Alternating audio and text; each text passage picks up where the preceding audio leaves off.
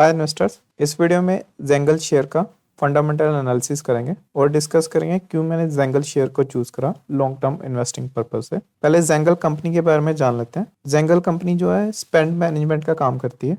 ये corporates, SME company या startup के लिए उनके जो खर्चे होते हैं उनको मैनेज करने का काम करती है। और ये कंपनी प्रीपेड और क्रेडिट कार्ड भी इशू करती है। ये जो प्रीपेड कार्ड होते हैं मील कार्ड की तरह होते हैं, जैसे सुडेक्सो कूपन की तरह होते हैं। इन प्रीपेड कार्ड से आप मील परचेज कर सकते हैं, पेट्रोल के चार्जेस पे कर सकते हैं, इंटरनेट के चार्जेस पे कर सकते हैं। जिस कंपनी में आप काम कर रहे हैं वो कंपनी वाले इन सभी सर्विसेज के लिए, मील, पेट्रोल या इंटरनेट के लिए हर महीने कुछ पैसे इन प्रीपेड कार्ड में डालते हैं। और जो भी पैसे इन प्रीपेड कार्ड में डालते हैं उन पैसों पे टैक्स नहीं लगता। तो इसलिए मोस्टली एम्प्लॉयज प्रेफर करते हैं मील अलाउंसेस, पेट्रोल अलाउंसेस और इंटरनेट अलाउंसेस लेना कंपनी से, क्योंकि जो भी पैसे इन अलाउंसेस में डलते हैं उन पे एम्प्लॉयज को टैक्स नहीं पे करना पड़ता। और ये जो जेंगल कंपनी है ये number 1 prepaid card issuer company है इंडिया में। तो ये मेन रीजन था मैंने क्यों जेंगल कंपनी को चूज करा लॉन्ग टर्म इन्वेस्टिंग पर्पज के लिए, क्योंकि अभी मार्केट में जेंगल कंपनी का कोई मेजर कंपटीटर नहीं है प्रीपेड कार्ड इश्यूज में। ये कुछ क्लाइंट हैं जेंगल कंपनी के, जैसे कि PepsiCo, RTC, Tech Mahindra, Tata power.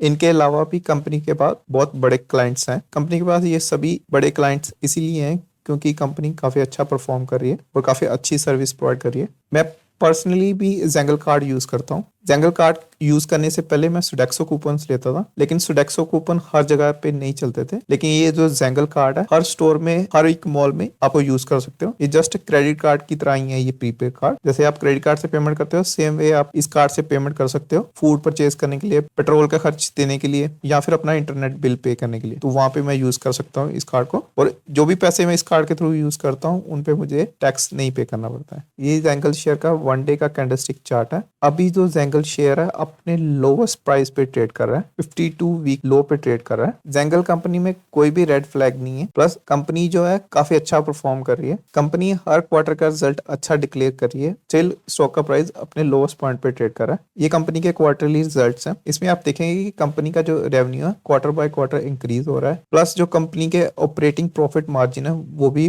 Better हो रहे हैं और कंपनी का जो नेट प्रॉफिट है वो भी बढ़ रहा है। अभी 14 अगस्त को कंपनी ने जून क्वार्टर का रिजल्ट डिक्लेयर करा था। कंपनी का जो रेवेन्यू है वो 25% बढ़ा है ईयर ऑन ईयर बेसिस पे। हालांकि जो कंपनी के ऑपरेटिंग प्रॉफिट मार्जिन है उस पे इम्पैक्ट था, वो कम हुआ है, वो 7.3% था। और इस ऑपरेटिंग प्रॉफिट मार्जिन का इम्पैक्ट नेट प्रॉफिट पे भी दिखा। जो नेट प्रॉफिट था वो कम होके 18 करोड़ के अराउंड था, जो कि पिछले ईयर के कंपैरिजन में -32% था। कंपनी का जो ऑपरेटिंग प्रॉफिट मार्जिन परसेंटेज कम हुआ है उसका रीजन है कि कंपनी ने अभी रिसेंटली एक कंपनी एक्वायर करी थी, डाइस कंपनी, और उस कंपनी को मर्ज करने के एक्सपेंसेस और उसके एम्प्लॉयज के एक्सपेंसेस कंपनी ने इस क्वार्टरली रिजल्ट में शो करे। लेकिन इस क्वार्टर के रिजल्ट में कंपनी ने डाइस कंपनी का रेवेन्यू शो नहीं करा है, तो इसके वजह से जो ऑपरेटिंग प्रॉफिट मार्जिन है उसमें ज्यादा इंपैक्ट दिखा है। मैंने जेंगल कंपनी को चूज करा लॉन्ग टर्म इन्वेस्टिंग के पर्पज से, और मैं सितंबर मंथ से जेंगल कंपनी में इन्वेस्टमेंट कर रहा हूँ। और सितंबर मंथ से स्टॉक में काफी अच्छी खासी करेक्शन आई थी। ये जो करेक्शन आई थी स्टॉक मार्केट के प्राइस में, ये तब आई थी जब पूरी स्टॉक मार्केट करेक्ट हो रही थी। तो जैसे जैसे स्टॉक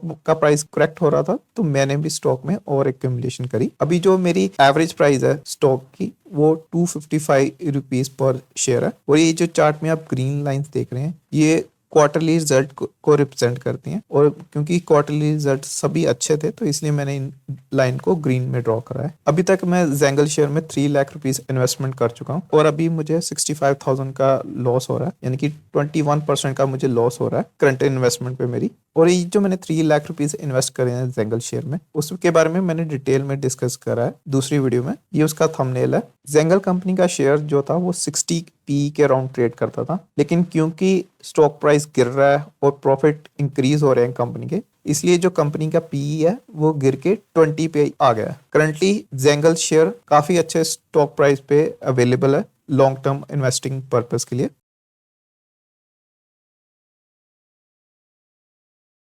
13 मई को कंपनी ने मार्च क्वार्टर का रिजल्ट डिक्लेयर करा था। क्वार्टर का रिजल्ट काफी अच्छा था। स्टिल 14 मई को बना इक्विटीज एडवाइजर ने 7 लाख शेयर सेल करे थे, जिसकी वजह से स्टॉक प्राइस में ह्यूज करेक्शन आई थी। इस ह्यूज करेक्शन में जो जेंगल कंपनी के प्रमोटर हैं रैन वेंचर प्राइवेट लिमिटेड, उन्होंने 19, 20 और 21 मई को ओपन मार्केट से शेयर परचेज करे और उन्होंने 23 जून को भी ओपन मार्केट से शेयर परचेज करें। यानी कि जो कंपनी के प्रमोटर है वो बुलिश है कंपनी के फ्यूचर को लेके, इसलिए वो ओपन मार्केट से शेयर परचेज कर रहे हैं। ये प्रमोटर की होल्डिंग है। इसमें आप नोटिस करेंगे कि जो प्रमोटर है वो धीरे धीरे होल्डिंग इंक्रीज कर रहे हैं। पब्लिक की होल्डिंग भी इंक्रीज हो रही है, लेकिन एक कंसर्न है कि जो एफआई है उनकी होल्डिंग कम हो रही है, प्लस जो डीआई है उनकी भी होल्डिंग कम हो रही है। लेकिन जो एफआई और डीआई हैं ये क्या करते हैं, जब स्टॉक का प्राइस ऊपर जा रहा होता है तो ये स्टॉक में बाय करते हैं, लेकिन अगर स्टॉक का प्राइस किसी भी रीजन से नीचे आना स्टार्ट करता है तो ये भी सेलिंग स्टार्ट कर देते हैं। तो इसलिए